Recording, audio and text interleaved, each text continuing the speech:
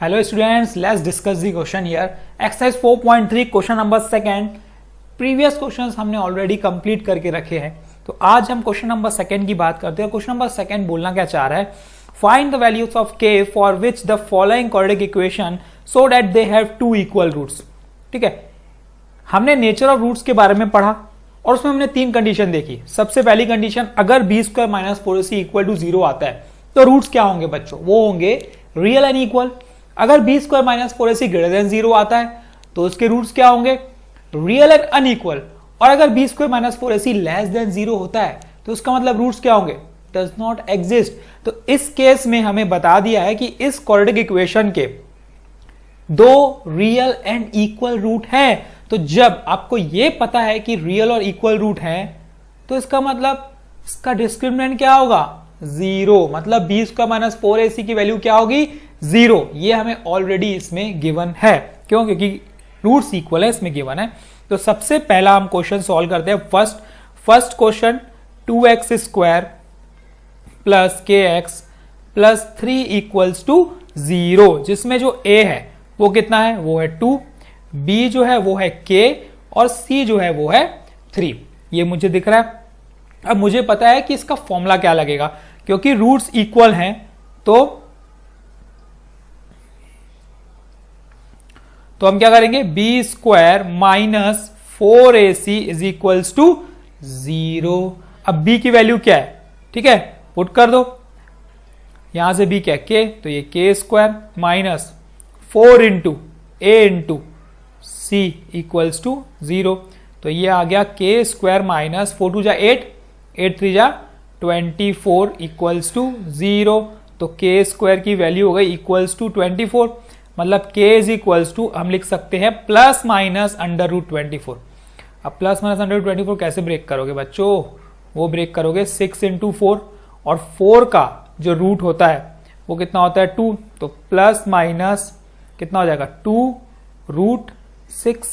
तो ये क्या हो गई, k की वैल्यू, एक हो गई पॉजिटिव 2 रूट 6, एक हो गई नेगेटिव 2 रूट 6. तो यही क्या है इसका आंसर. इतनी आसानी से ये निकाल सकते हो क्वेश्चन, और ये एग्जाम में पूछ सकता है ना, आपको बोल देगा कि रूट्स इक्वल है या रूट्स अनइक्वल है, तो उससे आपको कंडीशन पहचाननी पड़ेगी और कुछ भी नहीं है. तो चलिए इसी के सेकेंड पार्ट की बात करते हैं. और ये जो सेकेंड पार्ट है ये वेरी वेरी इंपॉर्टेंट है ना, इस टाइप के क्वेश्चंस पूछता है, ये आपको ध्यान देना है. ठीक, तो सबसे पहले ये देखो कि ये स्टैंडर्ड फॉर्म में है कि नहीं. तो मुझे तो दिख नहीं रहा है भाई स्टैंडर्ड फॉर्म में, तो मैं करता हूं ब्रैकेट ओपन कर देता हूं, kx square minus 2kx plus 6 equal to 0. हाँ, अब मुझे दिखा है स्टैंडर्ड फॉर्म में ax square plus bx plus c के फॉर्म में, तो मैं लिख लेता हूं. यहाँ पे मुझे a जो दिख रहा है वो k दिख रहा है, मुझे b जो दिख रहा है वो माइनस 2k दिख रहा है, और मुझे जो c दिख रहा है वो दिख रहा है पॉजिटिव 6. तो अब जो कंडीशन लगने वाली है वो मुझे पता है क्या है, वो B square minus 4ac equals to 0. और ये कंडीशन क्यों लग रही है, क्योंकि इसमें दे दिया है कि रूट्स क्या है, इक्वल है. तो b की वैल्यू चलिए पुट करते हैं, ये है माइनस 2k का होल स्क्वायर. ठीक है, माइनस 4 इंटू, बस आपको ध्यान कहां देना है कि आप सब्सटीट्यूट जो करेंगे वैल्यू एकदम देख के करो. गलत वैल्यू पुट कर दोगे तो आंसर गलत हो जाएगा, बस यहां पे आपको ध्यान देने की जरूरत है. तो नेगेटिव 2 का स्क्वायर कितना हो जाएगा, 4k स्क्वायर, ये बन जाएगा 24k इक्वल टू 0. देखो अब इन दोनों में से ना ट्रांसफर मत कर दो इधर उधर, कॉमन फैक्टर देखो क्या निकल रहा है, 4k as a common factor क्या मिल जाएगा यहाँ पे आ जाएगा 2k माइनस 6 इक्वल्स टू 0. अब एक वैल्यू क्या आई, 4k इक्वल्स टू 0, तो यहां से k की वैल्यू 0 आ चुकी है. ठीक, और दूसरी k की वैल्यू आएगी 2k minus 6 equal to 0, 2k equal to plus 6, k equals to 6 divide by 2, मतलब k इज इक्वल्स टू 3.